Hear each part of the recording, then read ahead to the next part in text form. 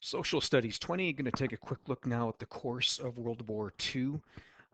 We won't spend a whole lot of time on this. The details, the specific details of the events, the battles of the war, are not integral to the course, but you should know, who invaded whom, who defeated whom, what happened after what. You should know those events generally speaking to help you appreciate the cost of ultranationalism. So we've already studied to this point, but September 1st, 1939, Germany invades Poland. And that immediately draws a reaction from the Britain and the British and the French. They declare war on Germany September 3rd, 1939, and that is the beginning of World War II. Germany would invade France in May of 1940. They defeated them fairly quickly by June of 1940, and then Germany turned its attention towards Britain, and the Battle of Britain began. Hitler's dream was to conquer Britain and use their navy to help him conquer the rest of the planet, I guess. But before he could set foot on Britain, he needed to knock out their navy. Britain had a really strong navy, so the dream was Operation Sea Lion, by which he would bring troops from the European mainland, land on British soil, and conquer them. But he had to knock out the British Navy and Air Force first, and hence the Battle of Britain. And that was a series of everyday German bombing raids on British cities, Britain, etc., London, etc.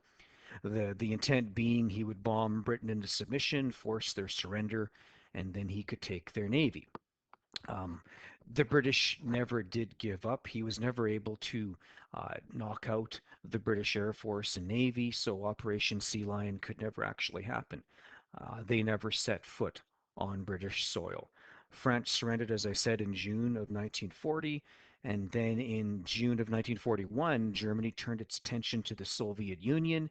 They launched an invasion known as Operation Barbarossa to conquer the Soviet Union, which the Nazis considered to be their arch enemy, and that would prove to be their undoing. Uh, in invading the Soviet Union, it saw some early success for Germany, but what happened was because the Soviet Union was so big, and Napoleon learned this the hard way too, supply lines are really long, and a supply chain that is that long, it's hard to resupply your troops on the front, but it also opens up your flanks to enemy attacks. And so that would be his critical undoing. He could never conquer the Soviet Union. In fact, at the Battle of Stalingrad, it is the beginning of the end of the German military. They lose that battle and then spend the next few months retreating from the Soviet Union. That was the beginning of the end.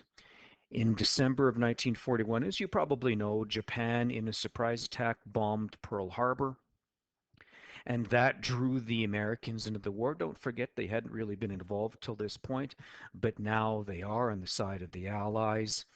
So that influx of American money, weapons, and troops would also help turn the tide of the war. Although don't forget, the Allies were already doing a very good job fighting the Germans.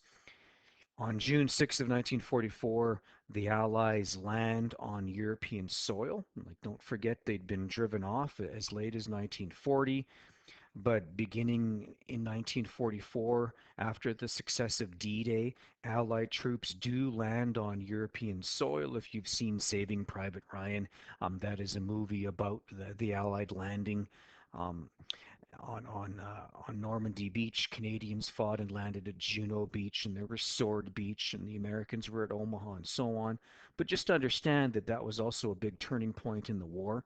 Now the Allies have a foothold on the European mainland. And so what you get are the Allies driving in from the west and the Soviets driving in from the east, and very quickly Germany's surrounded. And they're fighting a war now of retreat rather than a war of mobilization and moving forward. We skip ahead about a year. In April of 1945, Hitler, realizing that the end is soon to come, commits suicide. The Germans would fight on for another week, but on May 8th, they officially surrender, and that is known as Victory in Europe Day, VE Day. Uh, Soon after, in July, they meet at the Potsdam Conference, and this is important. They've got to decide what to do with the defeated Germany. So at Potsdam, you have the British, the Soviets, and the Americans, and they've all got different motives. But what they do decide to do at Potsdam is they take Germany and they split it in two. There is an East Germany, there is a West Germany. West Germany is under the American and Allied sphere of influence. East Germany falls under the Soviet sphere of influence. So while Germany experienced some early excess in terms of Lebensraum and expansionism, I mean, they controlled almost the whole European continent, it didn't last. It didn't have longevity. The Thousand-Year Reich really only lasted for 12 years and was defeated. Not only that, Germany was split in two and would not unify until 1990.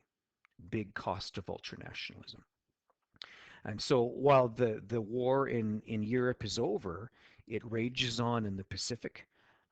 The Americans are still fighting Japan, the Japanese Empire, but that war comes to an end after America drops two atomic bombs, one on Hiroshima and then a second a few days later on Nagasaki, and that triggers the unequivocal surrender of Japan. America would now occupy Japan and dictate the terms of their defeat. Uh, we'll talk about different theories as to why the Japanese may have surrendered later on. It may not have been just because of the atomic bombs, but that's a story for another day. Um, and that is the story of World War II, a very quick, condensed version. We don't need to know the specific battles. We just need to know the events and who defeated who and who surrendered to whom. World War II was very expensive, as you can see. I mean, this is a war that cost $1.5 trillion, 70 million deaths, which is hard to fathom. And of those deaths, I want you to take note that 50 million of the 70 million were civilian casualties. So this was a war that did not just pit soldier against soldier. This was a war where militaries were targeting civilian populations, the thinking being if we can kill enough of their civilians, they will demand their country surrender and will win the war that way. Russia paid a huge price to defeat the Germans. They lost 20 million soldiers, a lot of them at Stalingrad. Very expensive war in terms of human life, obviously, and economic cost. I mean, don't forget, $1.5 trillion is a lot of money just to spend in the first place, but it's also $1.5 trillion you can't spend on healthcare, on education, and your local infrastructure. So all those things will now fall behind too. It was a war that saw the advent and use of atomic weapons. It was a war that involved the concept of total war, those civilian casualties, and that's going to be a separate lesson coming up very soon, the idea of total war. And what it again did, much like at the end of World War I, it destabilized Europe politically and also a lot of Asia politically as well. Countries were left without intact governments and infrastructure. There was political crisis, there was economic crisis. And so what that is going to lead to is the Cold War. And what we're going to find is that the Allies, led by the Americans, are going to kind of not seize control, but they will strongly influence what happens in Western Europe.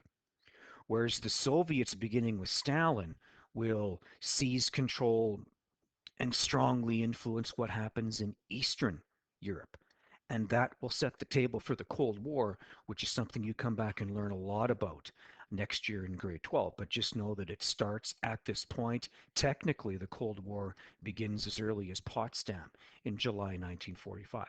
They split up the map of Europe, they divide Germany in two, and then you kind of get democracy versus communism. But again, that's a story for grade 12.